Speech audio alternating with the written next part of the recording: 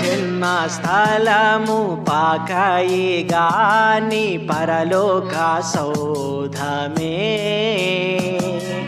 బాలుని చూడ జీవితమంత పవనమాయెనో